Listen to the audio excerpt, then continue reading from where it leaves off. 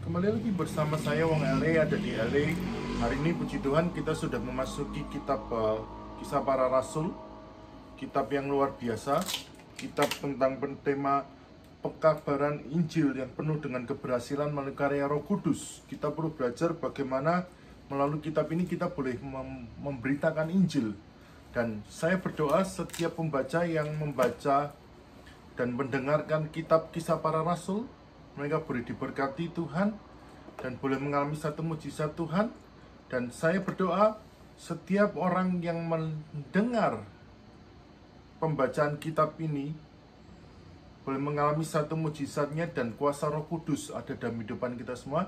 Selamat menikmati pembacaan kitab Kisah Para Rasul. Tuhan Yesus memberkati. Kisah Para Rasul pasal 19. Paulus di Efesus. Ketika Apolos masih di Korintus, Paulus sudah menjelajah daerah-daerah pedalaman dan tiba di Efesus. Di situ didapatinya beberapa orang murid. Katanya kepada mereka, "Sudahkah kamu menerima Roh Kudus ketika kamu menjadi percaya?" Akan tetapi mereka menjawab dia, "Belum, bahkan kami belum pernah mendengar bahwa ada Roh Kudus." Lalu kata Paulus kepada mereka, "Kalau begitu, dengan baptisan manakah kamu telah dibaptis?"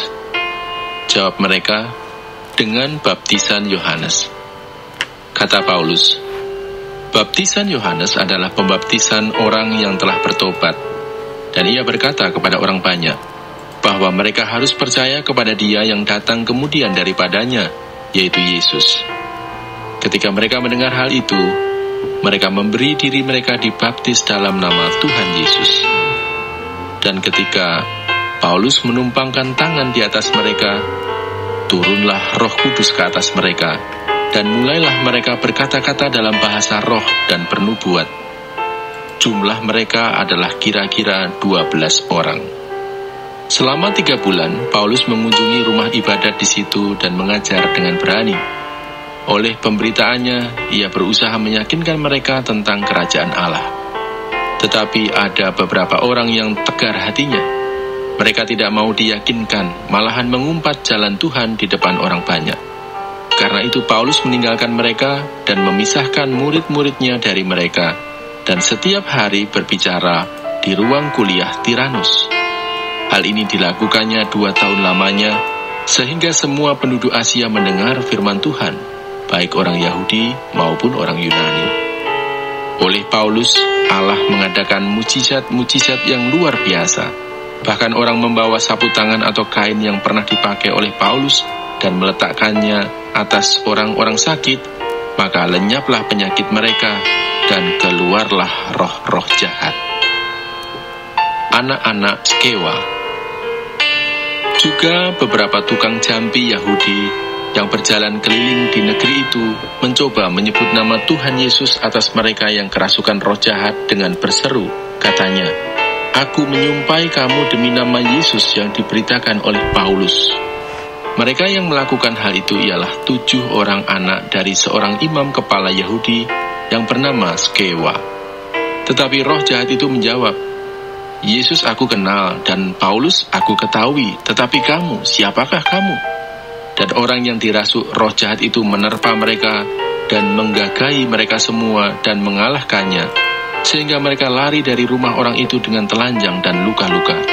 Hal itu diketahui oleh seluruh penduduk Efesus, baik orang Yahudi maupun orang Yunani. Maka ketakutanlah mereka semua dan makin masyhurlah nama Tuhan Yesus.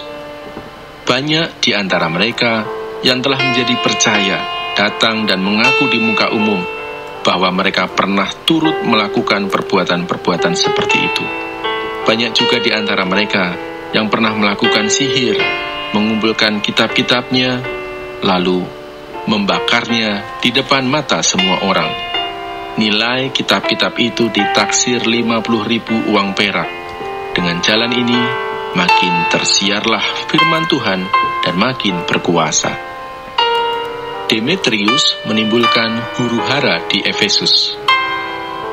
Kemudian daripada semuanya itu, Paulus bermaksud pergi ke Yerusalem melalui Makedonia dan Akaya.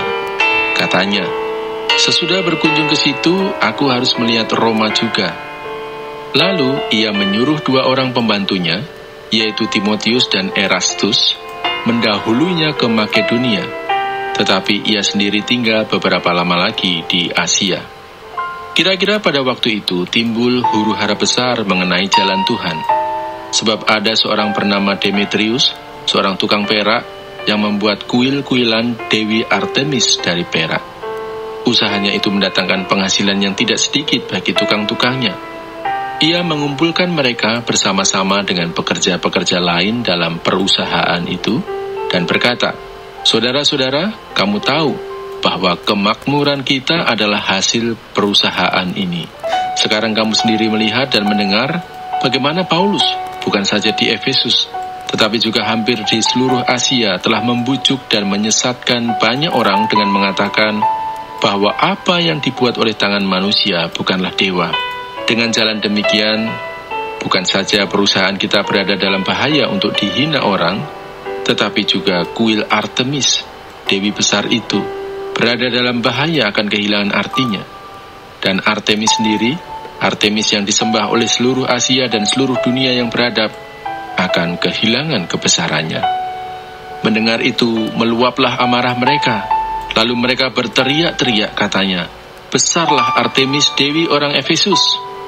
Seluruh kota menjadi kacau dan mereka beramai-ramai membanjiri gedung kesenian serta menyeret Gaius dan Aristarkus. Keduanya orang Makedonia dan teman seperjalanan Paulus. Paulus mau pergi ke tengah-tengah rakyat itu, tetapi murid-muridnya tidak mengizinkannya. Bahkan beberapa pembesar yang berasal dari Asia yang bersahabat dengan Paulus mengirim peringatan kepadanya supaya ia jangan masuk ke gedung kesenian itu. Sementara itu orang yang berkumpul di dalam gedung itu berteriak-teriak. Yang seorang mengatakan ini dan yang lain mengatakan itu, sebab kumpulan itu kacau balau dan kebanyakan dari mereka tidak tahu untuk apa mereka berkumpul. Lalu seorang bernama Alexander didorong ke depan oleh orang-orang Yahudi. Ia mendapat keterangan dari orang banyak tentang apa yang terjadi. Segera ia memberi isyarat dengan tangannya dan mau memberi penjelasan sebagai pembelaan di depan rakyat itu.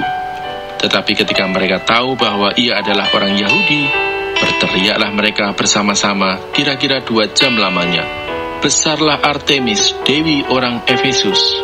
Akan tetapi, panitera kota menenangkan orang banyak itu dan berkata, "Hai orang Efesus, siapakah di dunia ini yang tidak tahu bahwa kota Efesuslah yang memelihara baik kuil Dewi Artemis yang maha besar maupun patungnya yang turun dari langit? Hal itu tidak dapat dibantah. Karena itu hendaklah kamu tenang dan janganlah terburu-buru bertindak. Sebab kamu telah membawa orang-orang ini ke sini, walaupun mereka tidak merampok kuil Dewi kita dan tidak menghujat namanya. Jadi jika Demetrius dan tukang-tukangnya ada pengaduannya terhadap seseorang, bukankah ada sidang-sidang pengadilan dan ada gubernur? Jadi hendaklah kedua belah pihak mengajukan dakwaannya ke situ. Dan jika ada sesuatu yang lain yang kamu kehendaki, baiklah kehendakmu itu diselesaikan dalam sidang rakyat yang sah. Sebab kita berada dalam bahaya akan dituduh bahwa kita menimbulkan huru-hara pada hari ini, karena tidak ada alasan yang dapat kita kemukakan untuk membenarkan kumpulan yang kacau balau ini. Dan dengan kata-kata itu, ia membubarkan kumpulan rakyat itu.